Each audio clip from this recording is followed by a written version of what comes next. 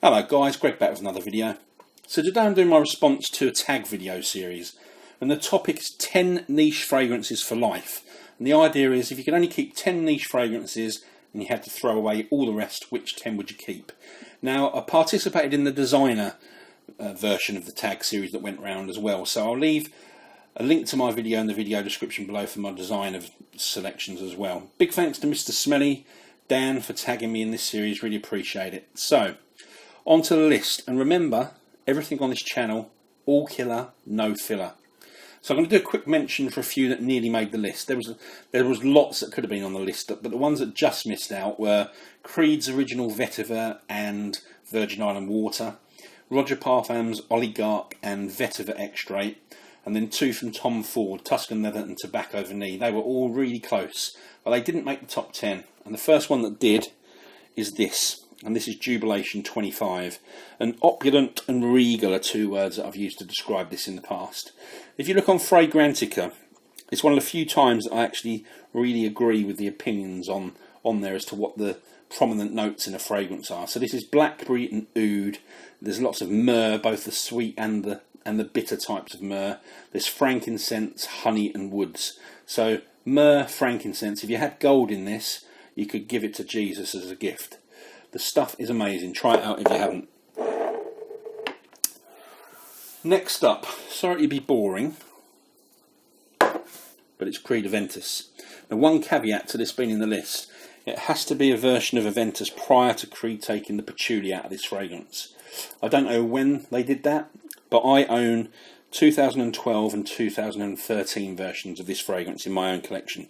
This batch here, for people that are interested in batches, I don't think you'll be able to see that, but it's 12C01 and it's amazing. I know a lot of people talk about Aventus and it gets a lot of hate because of that reason, but the early batches of the fragrance really were fantastic, and I still love it. It's probably, well actually not probably, it's definitely my most worn fragrance in the last sort of 5 or 6 years. So my third pick, this is a polarising one. Some people hate it, some people love it, there's not many people in between, and this is Musc Ravageur from Frederic Malle.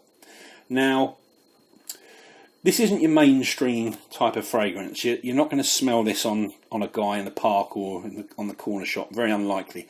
Very creative, daring, edgy fragrance. Starts out with a heavy dose of cloves, which can really kind of attack your nose, but I love it. I really enjoy that opening. A lot of people don't. But then it's got kind of, this sounds odd, but it's got kind of a sweaty, human, sweaty, musky centre core to this fragrance. But it works. I don't know why. I know it sounds horrible, but it actually is just fantastic. And then you get a really beautiful vanilla musk sandalwood dry down. It's definitely a try before you buy kind of fragrance. Don't just go out and buy it. It is very distinctive, but I love it. So the next one we've got, I've just got to pick one here. So this one is getting very close to being top 3 or 4 of my favourite fragrances ever.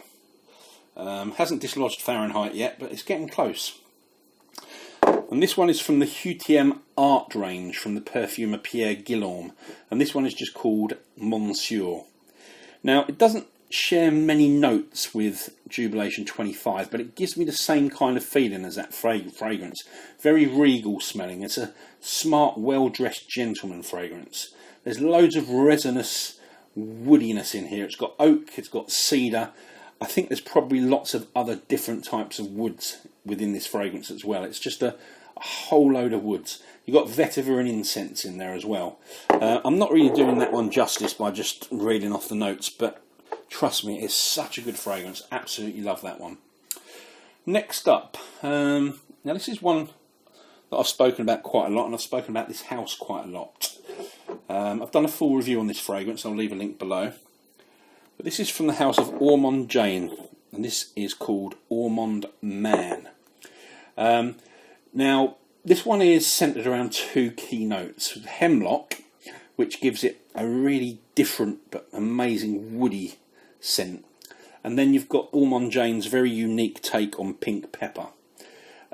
Very close to a 10 out of 10 fragrance. I might even have given this a 10, I can't remember. But I love this house, and I particularly love that fragrance. So that is Ormonde Man from Ormonde Jane. So 5 down, 5 to go. Next up, this is one from a house that I think produce extreme high quality fragrances. There's a few standouts, and this one for me is the standout. And the house is Profumum Roma, and this one is called Battito d'Ali. And Battito d'Ali means beat of the wings. I'm pretty sure that's what it means. And I've always thought that doesn't really kind of give an indication. I don't know why it's called that, because it doesn't really resonate with what's in the fragrance at all.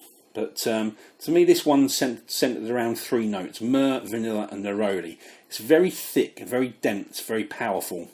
I would say, apart from on very hot summer days, it's a good all year round fragrance, but it's too thick, too powerful to wear in the heat. Next, now this one is second only to Dior Fahrenheit on my all-time list. Second best fragrance ever for me. Roger Parfum's Amber Oud. It's just amazing. This is opulent. It's just a masterpiece. This rose and oud are the key notes in this fragrance, but there's a lot of rose oud combo fragrances out there, and a lot of them smell very similar to each other. This, although it uses those 2 notes, it's nothing like any of those other rose oud combos. It's very unique and it's absolutely stunning. It's very expensive, but I'd rather have this than 10 mediocre fragrances. So that is Amber Oud. We've got 3 left, and this one is my favourite Tom Ford Private Blend fragrance. This is Oud Wood. Now, this is another one that I would call regal. The oud in here is very mild and wearable, and it's combined with Brazilian rosewood, which, as you kind of suspect from the name, gives off a rosy, woody kind of scent. But it's also got sandalwood and vanilla in here, and it's definitely in my top 10, maybe even top 5 fragrances of all time. So that's Oud Wood, Tom Ford Private Blend. 2 to go, and the penultimate one is Xerjoff Neo. This is a green citrus fragrance, lots of bergamot, lots of vetiver, very long lasting, and it's probably the fragrance out of all the fragrances I own that I get asked about the most when I wear it. People ask me what it is, which I assume is a good thing. And finally, the last niche fragrance I would keep if I had to get rid of all the rest and keep only 10. This is from Tower Perfumes, and this is the brilliant L'air du Désert Marocain. Now, this is one of the few fragrances that I own that I really love, that I would consider really artistic. Most of you guys probably know the idea and the inspiration behind this fragrance, but for those of you that don't, it's supposed to conjure up images of the air or the wind blowing off the desert in Morocco, and it mixes with all of those wonderful smells from the street markets where they're baking biscuits and all of these kind of baked foods. And it's just a really beautiful creation, and it's one that I'm always going to have in my collection. So there you go.